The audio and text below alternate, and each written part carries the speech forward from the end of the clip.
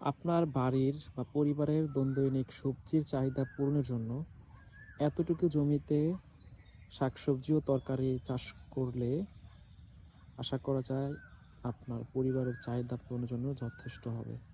দেখেন এখানে হচ্ছে মাত্র 2 শতাংশের মতো জমি।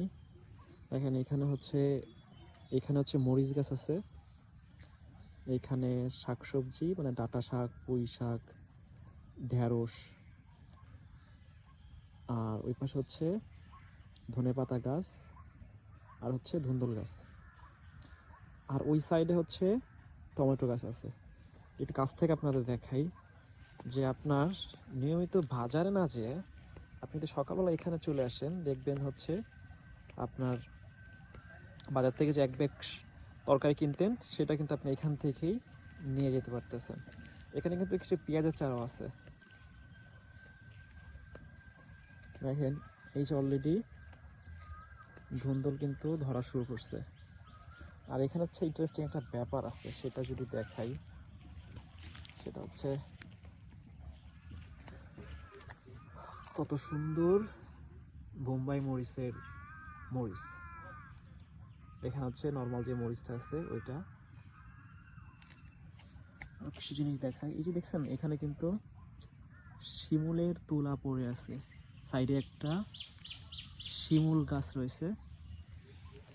এখানে দেখেন ঢেঁড়স। আচ্ছা, আমি যদি এখন সেরা শুরু করি, আমি কিন্তু চাইলেই এক ব্যাগ তরকারি এখান থেকে নিয়ে যেতে পারবো। এই যে মরিচ গাছের কত সুন্দর মরিচ অলরেডি ধরছে। এই যে বোম্বাই মরিচ গাছ এটাও। আর এখানে এখনো টমেটো সিজন তো শেষ, এখনো টমেটো গাছে আছে, এগুলা বাড়ি নিলেই খাওয়া যাবে। আর এটা হচ্ছে কদু বা লাউ যেটাই বলেন, সেটার মাচা। সো আপনি গ্রামে থাকেন আর শহরে থাকেন এটা কোনো ব্যাপার না, ব্যাপার হচ্ছে আপনি শহরে থাকলে ছাদে বা বারান্দায়ও চাইলে আপনি টবের মধ্যে এরকম মানে চাষবাস করতে পারেন।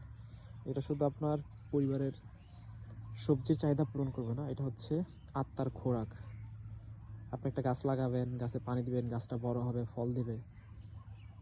এটা আসলে যখন করবেন তখন দেখবেন হচ্ছে ভালো লাগা কাজ করতেছে। আপনি সকালে বিকালে গাছের যত্ন নেবেন, একটা মানসিক তৃপ্তি আছে আসলে। সো আপনি ট্রাই করেন এটা। আর গ্রামে থাকলে হচ্ছে যেভাবে পারেন একটু জায়গা ম্যানেজ করে শুরু করলেন। আর শিমুল গাছ থেকে আসলে কি